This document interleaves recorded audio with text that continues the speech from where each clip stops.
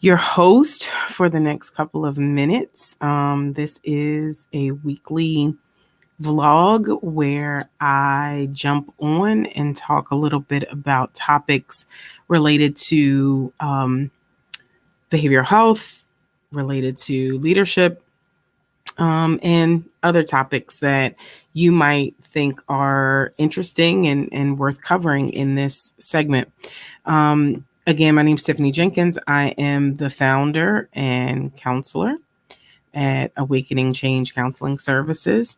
I offer individual and family therapy, clinical supervision, workshop facilitation, and training on a variety of subjects. So, if you'd like to learn more about me and some of the things that I do, feel free to visit the website, at www.awakeningchange.org. If you happen to be, I'm getting tongue tied tonight for some reason. I'm sorry. If you happen to be joining us on the replay, make sure you comment replay below and feel free to participate in whatever way you'd like to. If something's being said that is of interest, or if you have some questions, and I always do go back in and review those comments. As we're going through, if you have any questions or comments or think about anything that you'd like to just jump on in the conversation, feel free to do that. And when we get to the end of kind of my commentary on what we're going to be talking about today, I will definitely be sure to get to your questions. When you come in, if you wouldn't mind just telling me where you're from so that I can see exactly where folks are joining us from tonight, that would be great. Tonight, I figured in honor of the upcoming Halloween holiday, that I would talk about something that used to be just related to Halloween, right? When we used to think about wearing masks, it used to be just one day in October and that was it. Well, now masks have become literally a part of our everyday lives. You're not allowed to go into any establishments, at least not here in New Jersey, unless you have a mask on. You everywhere that you go outside of the comfort of your own home, you need to have one with you. And so masks have taken on a little bit of a different meaning. But a few years ago, I facilitated a brunch, and our theme was about letting go of our mask and taking off our masks.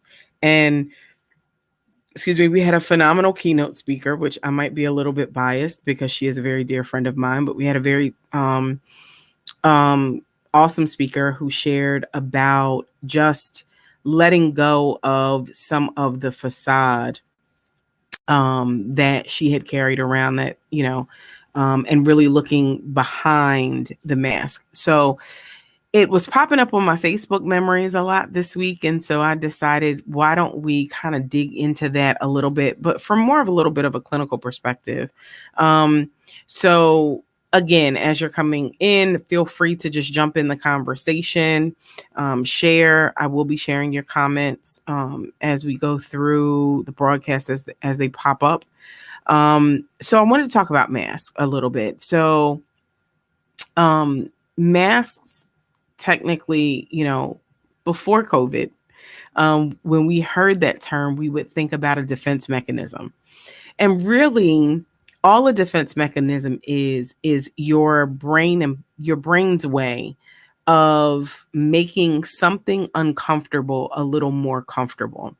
So typically, when we talk about in therapy about the masks that we wear, we're talking about that thing that we project outward that helps us from really being seen and really being vulnerable in most cases.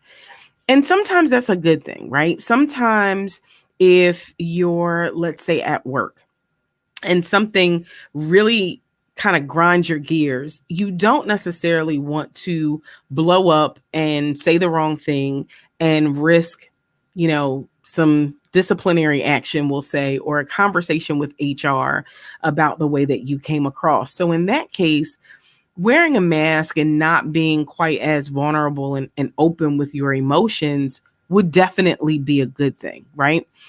But we've got other times in our lives where we keep up this appearance, we keep up this facade. We act like everything is well when really it's not. This week, the members of our mailing list got the November newsletter, and the title of that was "I'm Not Okay, and It's Okay." I think that we really need to start having a conversation as these months tick away with us in quarantine, with us still having, these social distancing measures in place. We really have to remove the mask of the "I'm great, it's okay, I'm living my best life, I'm doing more, I'm spending more time with family." All of those things may be true, but it's also true that this season is starting to have a toll on some of us. From a personal perspective, our family has experienced a great amount of loss just in the past few weeks, actually. And so that starts to take a toll on you. I know other folks who are just kind of going a little stir crazy, not having the ability to move about and to enjoy things the way that they normally would. It has them feeling away. And unfortunately, we're not having those candid conversations about how we're feeling in all of this. We keep thinking that we have to put on these happy faces. We have to act like, well, it could be worse. At least I'm still here. At least I still have a job. At least the kids are still learning. And all of those things may be true. But I think it's time for us to really start to have conversations around what's really going on with us. It's okay to say that you're fatigued. It's okay to say, "I'm tired of all of these meetings that probably could be emails," right? It's okay to say, the kids are getting frustrated and overwhelmed. It's okay to, hear all of these things. And I think the more we communicate them, the more we really talk about how we're really feeling, whether it's around COVID or around grief and loss or around just general stress or around toxic friends and family members, whatever the situation may be. I think that the more vulnerable we allow ourselves to be, the more we can help others around us to kind of deal with everything that's going on as well. Part of the thing about a mask is, and let's look at just wearing them from day to day. It's okay when you first put it on, but the longer you have it on, the harder it is to really function and move around. And at some point, you got to take it off to get some fresh air. You got to take it off to, breathe a little bit better. You got to take it off in order to, relax and rest, right? It serves a purpose. We're wearing, facial coverings and masks to keep us safe from COVID-19. And it does serve a purpose, but at some point that mask has to come off. You don't sleep in it, you don't whatever. And I think emotionally it's time for us to start having that same conversation about taking masks off. Vulnerability is not a dirty word, and we have to stop making it seem like being vulnerable is such a bad thing. There are a lot of benefits of being vulnerable, one of which, like I said, is the creation of community. You have the ability to help people feel normal instead of like something's wrong with them because they're stressed out and overwhelmed. This week, I was having a conversation with someone, and we were talking about the myth of the strong Black woman, right? And how for a lot of African American women, one of the masks that they wear is a mask of strength, and that everything is fine, even though inside they're caving, they really do need help. They're overwhelmed, they're overworked, they're frustrated, they're tired, but they have to keep that mask up. Here's the problem. If you don't take the mask off and ask for help, all of these people who you're trying to save are going to have to figure out life without you because you're not going to be around much longer. So I really want to challenge everyone who might be watching this video to think about the mask that you've been wearing. Like, Are you the too cool for school person who on the outside makes everything look like everything's great, but on the inside, you're really struggling with some things? How about you open up and really share your heart with someone who you can trust? Doesn't necessarily have to be a therapist. It can just be someone who's close to you that you can trust. It can be clergy. It can be a spouse. It can be a friend. Finding some outlet where you really talk about what's on your heart and you get that stress off so that you can live to fight another day. Are you the strong friend who seems to take on everyone else's problems and everyone else's issues and act like everything is great? But when you need that same strength and support to draw from, you don't have it because you're not admitting that something really is wrong. Are you the jokester who, instead of really being honest about the hurts that you've experienced and the sadness that you've experienced, keep wearing the mask of the clown, and being happy, or acting as if you're happy when inside you're really anything but? What's the mask that you're wearing? What is it that you're keeping up? And what is it really doing for you? Is it really serving you? Or is it just keeping you from living your best life and awakening the change that is within you? My challenge to everyone tonight is to just be vulnerable. Admit what you're feeling, the good, the bad, the painful, the ugly, the nasty. Just be honest about where you are, because if you don't face it, you can't fix it. And that's the ultimate goal. As we're battling COVID, we're getting ready to go into flu season. I guess technically flu season has started because we're in the end of October now. There's a lot of physical illness that is kind of around us. But let's not forget that, emotional illness and emotional sickness is still a very real thing that we need to be on guard for. So how are you protecting your mental health? How are you protecting your peace? I guarantee you that the mask that you're wearing really is only making it worse and isn't really making it better. So that's really all I have for you guys tonight. If anybody has any questions, feel free to drop them in the chat. I really just would like to see us be a little bit more vulnerable, be a little bit more open about the things that we're feeling. Listen, I'm a therapist and I still feel it. That doesn't make me immune to the stresses of this time that we're living in, of this pandemic. It is still very difficult, even for someone who's, trained in what to do and how to think. And I think it's very important that we share these things, that we normalize being okay with not being okay. We can only stuff it for so long. And even when you stuff it, I guarantee it's coming out in other places, although you may not be aware of it. So thank you guys for tuning in with me today.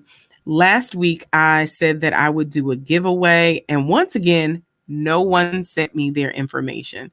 So what I'm going to do is I'm going to be making some inbox visits to some folks who have consistently been watching each of the episodes. I'm going to go back and check our comment section and look at folks who have participated, and then I'll reach out and just do some random giveaways from there.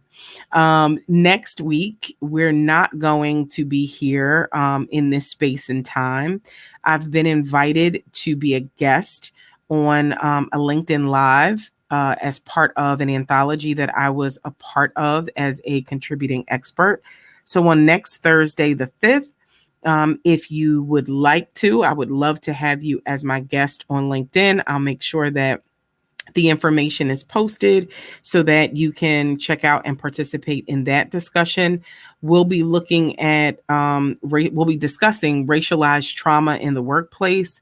That's the chapter that I contributed to the upcoming anthology, Shut 'Em Down. This anthology features the stories of 20 African-American women and their stories of racism in corporate America. So hopefully next week you'll join me there. And if you have any questions, concerns, comments, or anything that you'd like to see us cover on this segment of Change Talk, send me a message either through Facebook or the YouTube channel. And you can let me know any topics that you would like to see. You can also send me a message again, www.awakeningchange.org. Thanks for having the real talk conversation. It is so needed to create these spaces. Thank you so much, Mary. I think it is important to create these spaces, and at least give some words to things that a lot of people are thinking, but won't really say for fear of being judged or things like that. I need us to normalize being honest about our feelings, especially in the African American community. I want us to be open. Thank you so much, Carrion. I appreciate it. What if you don't trust enough to share and that's why you wear the mask? That's a good question.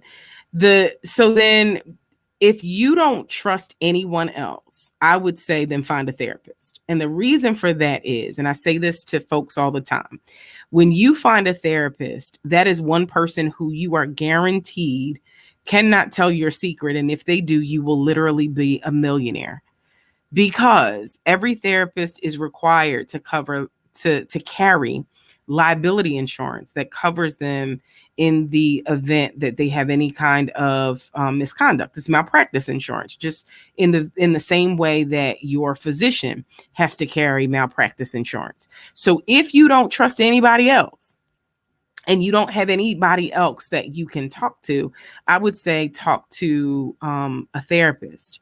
But even with that, at some point, you're even going to have to trust them. So one thing that I suggest to folks is getting something that you can record your thoughts in confidentially. There's a great app. I think it's called Day One is the name of the app, that allows you, and there's a free version and a paid version. The free version will allow you to put a password on whatever you're putting in, whatever journal entries you put in, and you can unload your thoughts that way. You got to get it out because you can't fix what you don't face. And then eventually over time, as you start looking at some of those thoughts and start challenging those thoughts, then you'll be better able to kind of work through that stuff and hopefully get the help that you need. But I always tell folks, if all else fails, go find a therapist. Because if the therapist spills your tea, so to speak, then you have become a millionaire. Journaling is one of the easiest ways, though, to get it all out. Just get it out. One of the things that I like the most about journaling, too, is that journaling clears your head so that you're not carrying around all of the stuff that is burdening you. It gives you a safe space to dump it out so that you're not carrying it. You can process it. And then when you're ready, then you can come back to it. But at least you freed up some space in your head and your heart that you're not carrying it around so much. So journal. That's the huge takeaway. If all else fails, grab a journal, start writing. Or if you don't want to physically write, grab your phone. Now, if you're going to get a journal, an actual book to journal in, my suggestion is grab a journal, find a journal, and you can find them at Five Below. You can find them at Ross. You can find them at Marshall's, Barnes and Nobles. You can literally find journals anywhere. If you find a journal that you like, it might be your favorite color. It might have a quote or some kind of scripture or sacred text excerpt on it. Whatever it is that you like, if you find a journal that you like and a pen that you like, if you're a pen and paper person, you'd be surprised at how much more you enjoy the process of journaling. Because now it's something that you enjoy. You start looking at it as your space. If you're a tea drinker, get your favorite cup of tea, grab your journal before you go to bed at night, and just write. Maybe you are more thoughtful and reflective in the morning. Grab, your, again, tea, coffee, whatever it is. You start in the morning with it and start your day with emptying your thoughts out. One size does not fit all when it comes to this. The whole point of it, though, is just to get everything out. It's more room out than it is in. So that was a very long-winded answer. Hopefully I answered your question enough, Glennie. If not, please let me know. Let's check over here.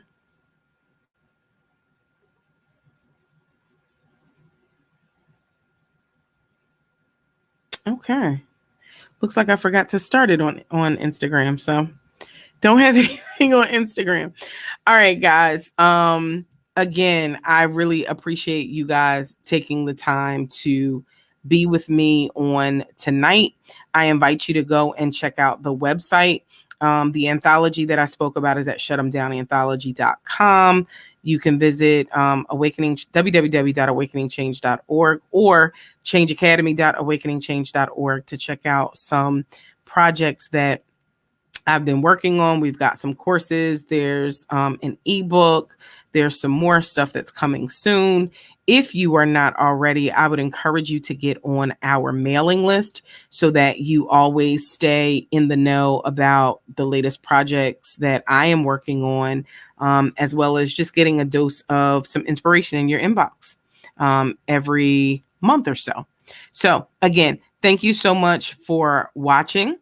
You can find us on YouTube at Change Talk, or right here where most of you are joining me from on Facebook. Until next time, thank you so much for joining me. I'll see you later.